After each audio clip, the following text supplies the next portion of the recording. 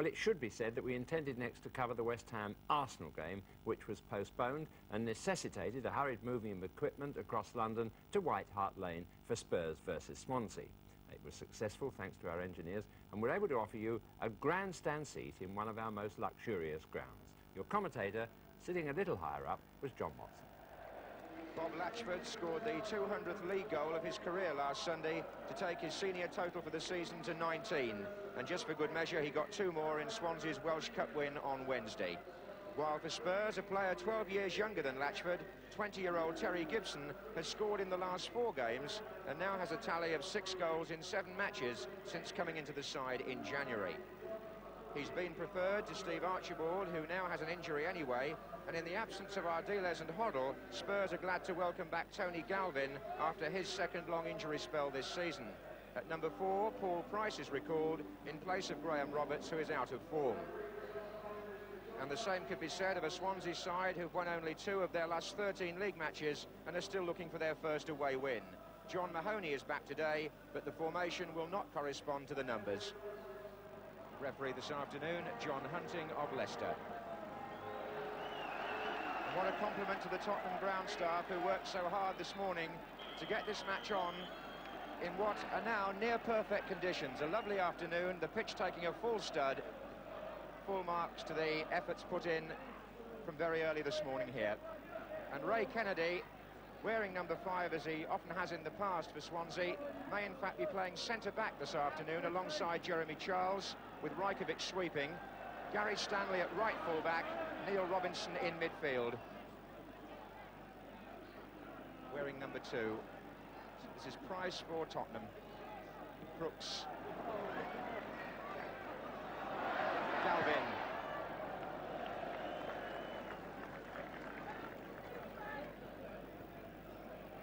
Just looking at those Swansea defenders who'll be marking the likes of Galvin this afternoon. They play the sweeper system, but you'll see Kennedy and Charles playing as Rajkovic. On by James. He was flattened to John Lacy coming in behind him. John's been cut as well. Clash of heads which momentarily dazed both players. Been a busy man recently, Mike Varney, the Tottenham Hotspur physio. This is more of a routine affair, the cut above the eyebrow, but he's had to contend with a string of injuries this season, which has meant that Tottenham have never yet fielded their strongest side in any one match since the start of the season. Keith Birkinshaw, the Spurs manager, on the extreme right-hand end, but you won't see his opposite number down there on the Swansea bench because John Toshak's ban doesn't end until the 1st of March. Here's Galvin.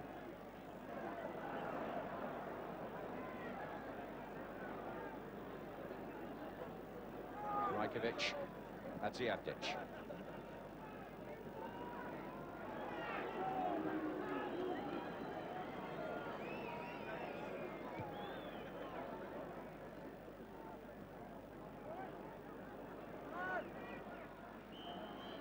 That's a Tottenham free kick, Curtis on Price.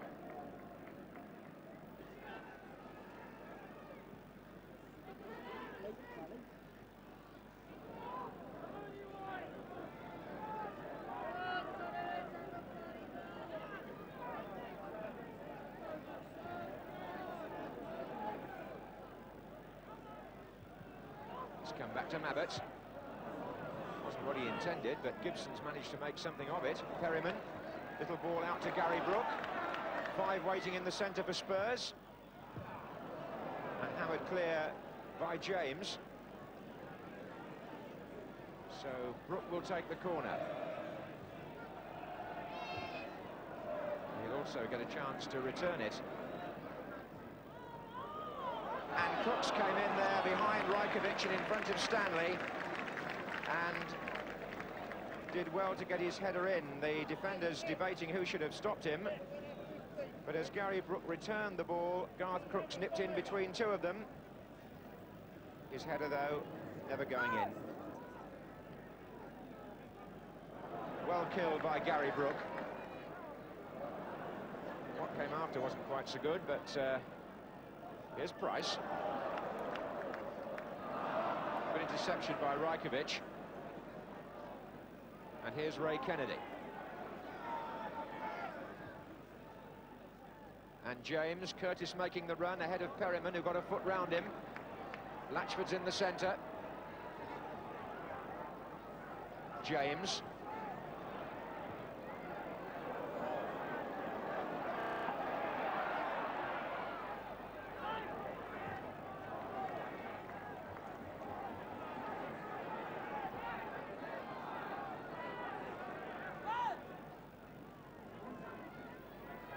So, 10 minutes left in the first half here at White Hart Lane. Spurs 0, Swansea 0. And no clear-cut opportunities yet for which you could blame a forward for not scoring. And neither goalkeeper totally extended. Here's Ricky Villiers, forward for Terry Gibson. Can he take him on for pace? Rajkovic, he can. He's still there, is Gibson. And a good cross, and here's Crooks.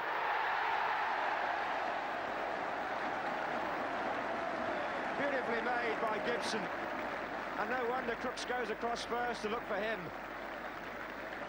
Ricky Villiers knocked one of those smooth-looking balls down the line, and Gibson took on Rajkovic for pace, and he licked him. He got round the back. Crooks pulled away at the far post. The cross perfect, the header easy, the score 1-0.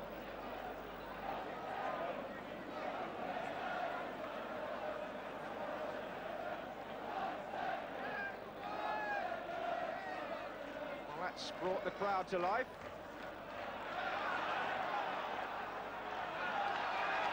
Tottenham, who are the second highest scorers at home in the First Division to Liverpool, is their 32nd at White Hart Lane.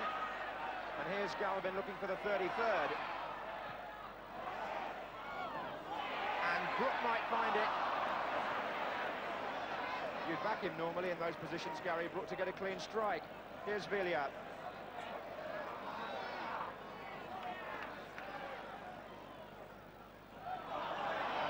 From behind, which the referee must surely penalise.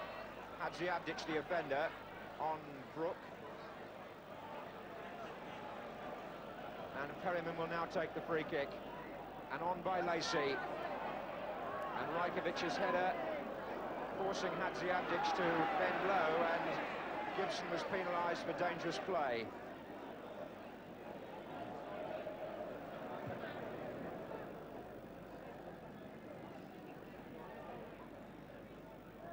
Perryman.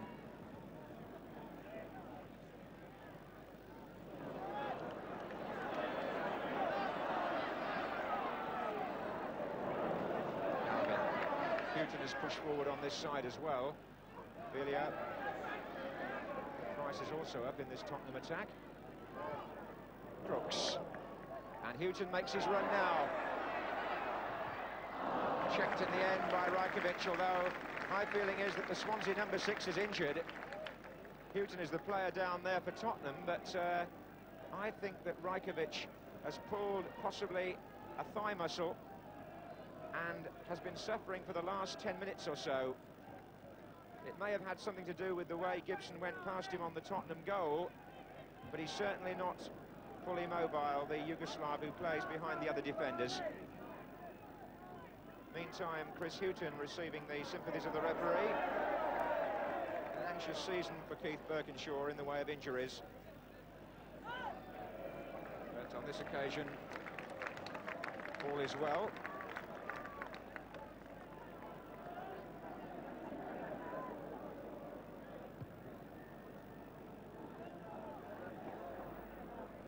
On by James.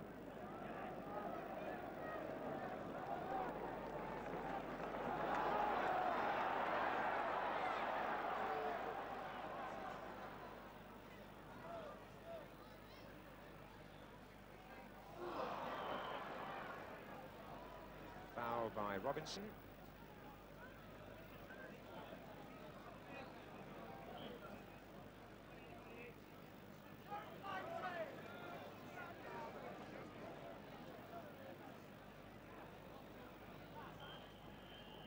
And the First half ends with Spurs leading by a goal from Crooks, his 15th of the season, but his first in the league since October the 23rd.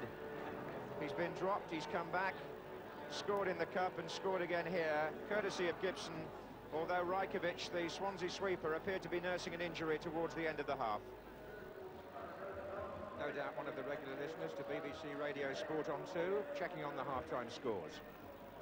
Mark Falco is on for Spurs in place of Hughton, who has an eye injury, and for Swansea, Darren Gale is on in place of Rajkovic, the sweeper,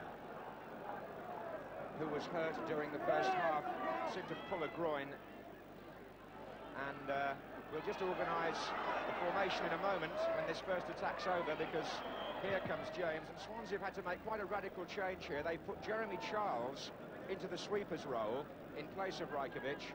Gary Stanley has gone to play in front of him at centre-back with Kennedy, and Neil Robinson, over on that far side meeting the ball now, is at right-back.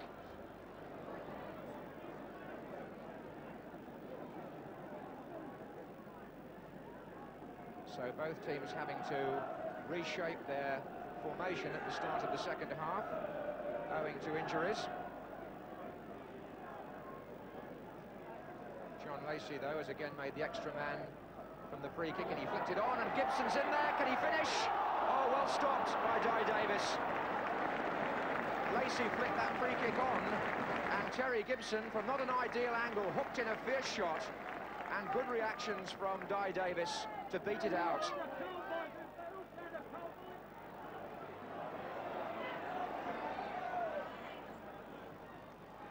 And now John Lacy.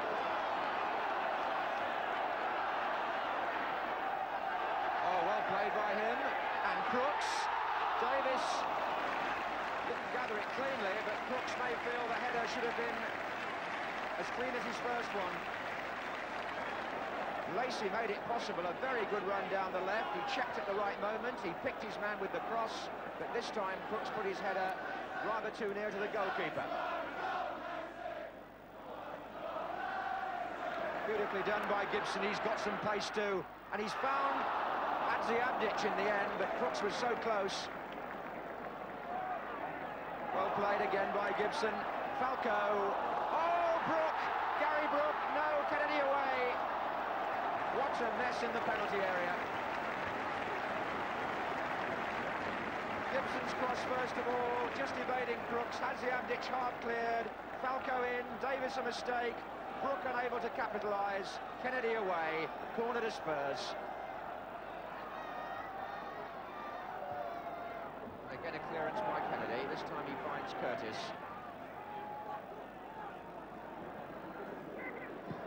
Interception was by Perryman, here's Lacy. Villiers. Spurs with plenty of players forward here. Brooke. Falco. Crooks. Brooke again. Spurs have increased their momentum since half-time, despite having to reorganise, but then the same can be said of Swansea in terms of reshaping the team, because they've lost their calming influence at the back. Rajkovic. Mahoney.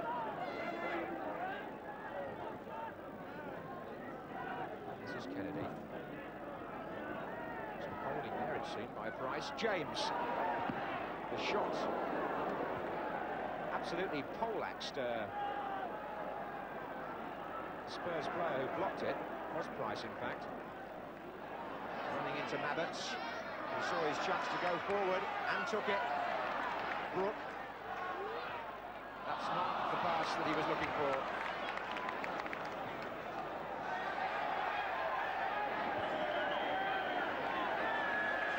Well, Davis is going to be penalised.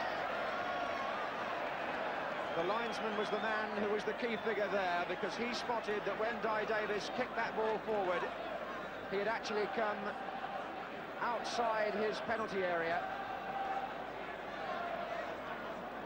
before he released it, so that constitutes handball and a direct free kick to Spurs.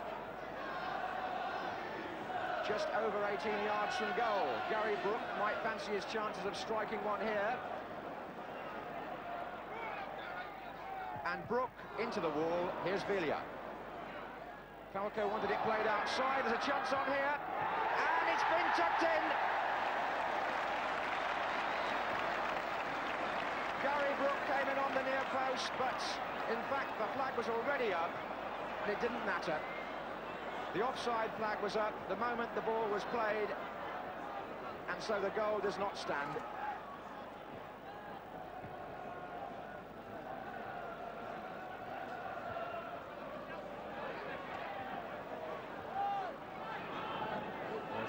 There's Latchford. Curtis is hovering behind the defence. With 10 minutes to go. Spurs still in the position that they were in 10 minutes before half-time when they took the lead.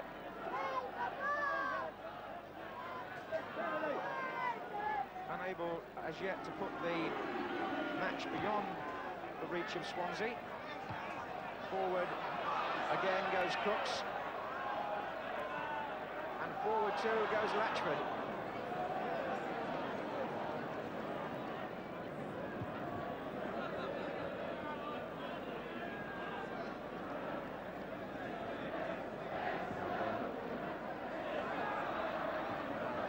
Stand by Jeremy Charles.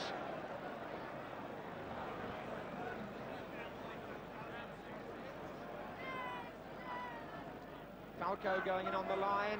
Oh, and Davis didn't make a very good job of that. And Spurs have a corner.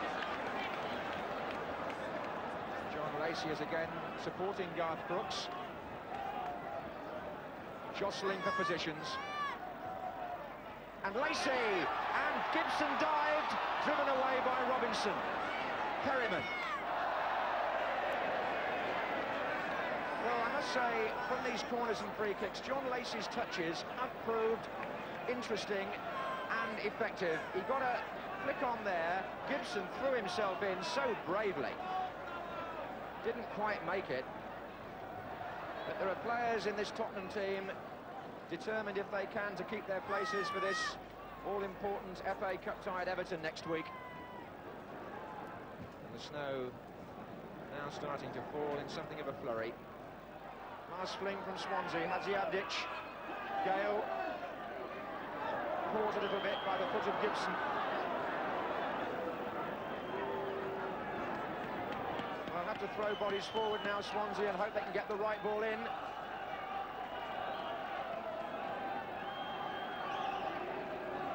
Charles is making a run across. It was he who got there.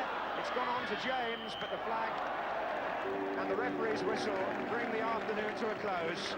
It came too late, Swansea's revival, because Tottenham had got the edge from the moment they scored and should frankly have added to that in the second half, that being a goal by Garth Crooks. Both teams had to reorganise at half-time. 3 points to Tottenham, who will still hope to qualify for Europe by virtue of their league position. But Swansea's relegation problems only compounded by that defeat as they still look for their first away win. Well, not the best game we've seen this season. Both sides obviously affected by continual injury problems. And in the absence of Ardias and Hoddle, Ricky Villa took over the midfield general role for Spurs, particularly in the first half. And I thoroughly enjoyed this moment of supreme skill from him. About a 50-yard ball at least coming up here, and it's control with the chest that we see. A lot of power in that ball, but he has it under control with another little touch from his foot. Really remarkable. Superb skill. And in fact, he initiated quite a lot of Spurs' first half attacking movements, and the one that produced the goal. Spurs at their best. Stevie Perryman on the ball there, plays it up to Mabbutt. A nice little turn back ball from him into the path of Villa, and Villa pushes it very accurately up the line past the defence. But it's the appetite of the man on the end of it that we're looking at particularly. To get ahead, to stay ahead against Rajkovic's challenge, and finally to hook a ball accurately onto Crooks' head. Crooks calls for it, and he's got it just where he wanted it most to enable him to score Spurs' first and only goal. But let's look again at Terry Gibson. Not the greatest looking athlete. He's got a short body, powerful hindquarters, and a touch of the Jimmy Greaves. I particularly like that turn there. Very, very quick. But after it, he doesn't lay it off. He's looking for the space again beyond people to get a cross in. That cross caused Swansea's defenders a little bit of trouble. They didn't get it away first time, and it gives us a chance to get another look at his appetite for getting past people into the space on the other side. He wants a trick now, and he's got a trick, and he's got a cross. Don't think he quite meant that one, but it's, again, making problems for Di Davis and his colleagues. But you can't even be talked of in the same breath as Jimmy Greaves unless you're a goal scorer, and prolific at that. Terry scored 6 goals in his last 7 games for Spurs, and 4 out of 4 in the last 4 games. Just watch this from a free kick, his goal-scoring potential. Veer flicks the ball up. It's Lacy there who created quite a few scoring opportunities for Spurs yesterday. There he is, one control with his right foot and hammering a shot there, which nearly knocks Di Davis out of the ground. But it was a fine save too at the end of the day. But there he is, Terry Gibson. Well, there was one minor incident in yesterday's game with which I thought we might have some fun. It shows very clearly the increasingly difficult nature of a referee's job in this day and age. Players' techniques have improved in all directions, which at times can make the truth difficult to read. The question is, do you think this challenge by Jeremy Charles on Garth Crooks was a foul? He's coming in now to time his tackle. There has to be intent involved for it to be a foul, but does he go for the ball here, or does he bring Crooks down deliberately? Does Crooks have to fall? I think he does, but does he make slightly more of it at the end of the day than he need have done? We've seen it in slow motion. Perhaps it looks easier in that the referee has to make an instant decision. Was it a foul or was it not? What would you have given? Well,